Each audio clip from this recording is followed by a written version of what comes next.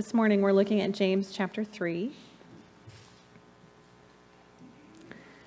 James chapter 3. James has been talking about how we can live in righteousness, how we can walk wisely throughout the earth.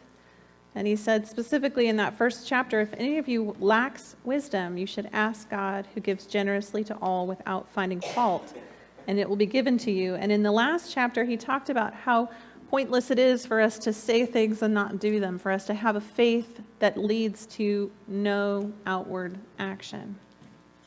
He said it may as well not exist. That kind of faith without action is dead. And so now he switches gears just a little bit. Remember, we talked about how there's no chapter and verse divisions in the first writing of this. It's just a letter like you or I would write. And so sometimes themes get crossed over and mixed in and woven in between. There is, however, a really nice break in the thematic structure of the letter right here at chapter 3. So we're just going to read chapter 3, verses 1 through 18. James says, "Not many of you should become teachers, my fellow believers, because you know that we who teach will be judged more strictly. We all stumble in many ways. Anyone who is never at fault in what they say is perfect, able to keep their whole body in check. When we put bits into the mouths of horses to make them obey us, we can turn the whole animal. Or take ships as an example. Although they're so large and are driven by strong winds, they're steered by a very small rudder wherever the pilot wants to go. Likewise, the tongue is a small part of the body, but it makes great boasts. Consider what a great forest is set on fire by a small spark. The tongue also is a fire, a world of evil amongst the parts of the body. It corrupts the whole body, sets the whole course of one's life on fire, and is itself set on fire by hell. All kinds of animals, birds, reptiles, and sea creatures are being tamed and have been tamed by mankind, but no human being can tame the tongue. It is a restless evil full of deadly poison. With the tongue we praise our Lord and Father, and with it we curse human beings who have been made in God's likeness. Out of the same mouth come praise and cursing. My brothers and sisters, this should not be. Can both fresh water and salt water flow from the same spring? My brothers and sisters, can fig trees bear olives or grapevine bear figs? Neither can a salt spring produce fresh water. Who is wise and understanding among you? Let them show it by their good life, by deeds done in the humility that comes from wisdom. But if you harbor bitter envy and selfish ambition in your hearts, do not boast about it, and do not deny the truth. Such wisdom does not come down from heaven, but is earthly, unspiritual, and demonic. For where you have envy and selfish ambition, there you find disorder and every evil practice. But the wisdom that comes from heaven is first of all pure, then peace-loving, considerate, submissive, full of mercy and good fruit, impartial and sincere. Peacemakers, who sow in peace, reap a harvest of righteousness." Wow, James. Whew. I don't even know. I could just sit down. Thanks, James. All right, he's given us a lot to think about. A lot of what he's talking about here is what? The tongue, right? He's talking about how we speak. He's talking about sometimes how we write, the words that we use, the thoughts that we convey. He says that the tongue is the most untamable thing. All kinds of wild animals can be tamed, but whoever has gone their whole life without saying the wrong thing? I mean, I know I have, but no, I'm kidding. I have not. Raise your hand if you've never had to apologize for something you said. Okay, no hands, good.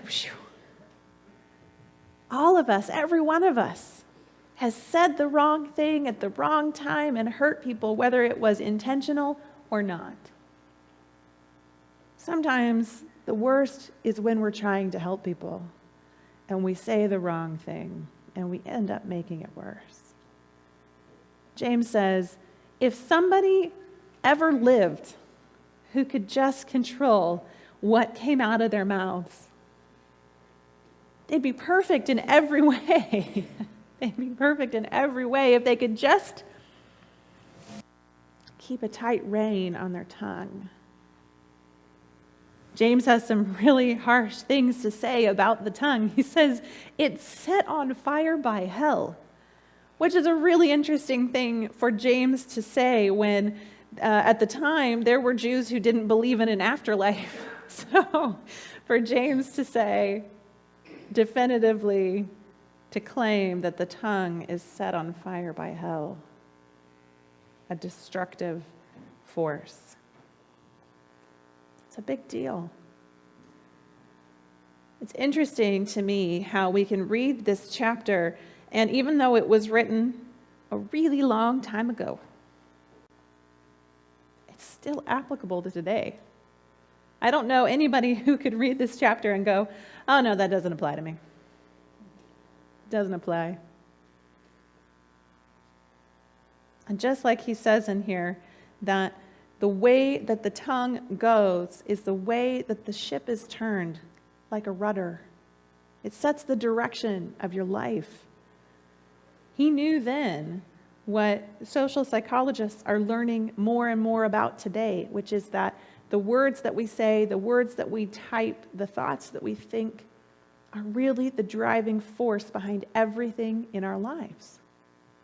They're really the driving force. We write the stories of our lives with our words. Sometimes literally on Facebook or Twitter. Sometimes as we tell other people the story of our day or the story of our week. Sometimes as we tell people the stories of our experiences when we were a child, or what it was like to live in our families growing up, what it was like to be married, what it was like to raise children, what it was like to drive through town yesterday. These are all stories. Inside of each one of us is a narrator who's crafting a story about our existence. And that narrator can change the story. Did you know that? That we can tell a story and 5 years later tell the same story and it's different. Not because we're lying, not because we're trying to change the story, but because we tend to tell the story that fits with our overall narrative of our life. So if you tell me a story and then 5 years later tell me another story and you're at a different place in your life, let's say you tell me a story at a time in your life when everything's going well, and you tell me a story. 5 years later, everything in your life has crumbled to pieces, and you tell me the same story. Your events, the events in your life change the narrative, the way that you tell your story. Even if the facts don't change, the way you tell the story changes. Studies show that when we tell stories that end in redemption, we're more likely to contribute positively to our community. When we tell stories that end in contamination, we're less likely to participate in those same activities. So a story of redemption is to say, I was going through this period of time in my life where things were really hard. I lost a family member, or I lost my job, or I lost my house. Something bad happened.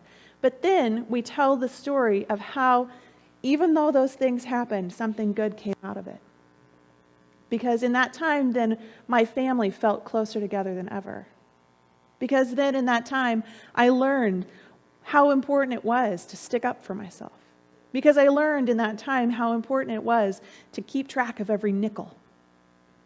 And it made me a good money manager.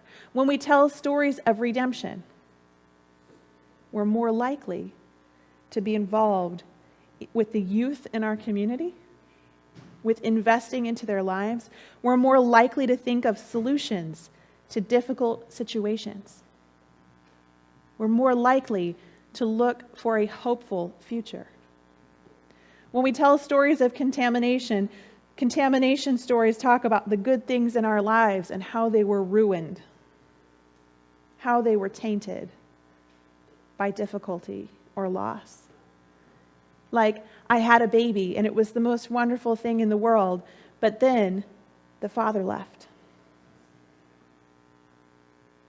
And I just couldn't connect. And if we leave the story there, studies show that we are less likely to be involved in the lives of young people. We're less likely to look for a hopeful solution. We're less likely to look for any solution at all. And we are less likely to enjoy the good things in our lives. And you know, it's our choice what stories we tell. It's our choice what stories we tell about our past, and it's our choice how we will walk into the future.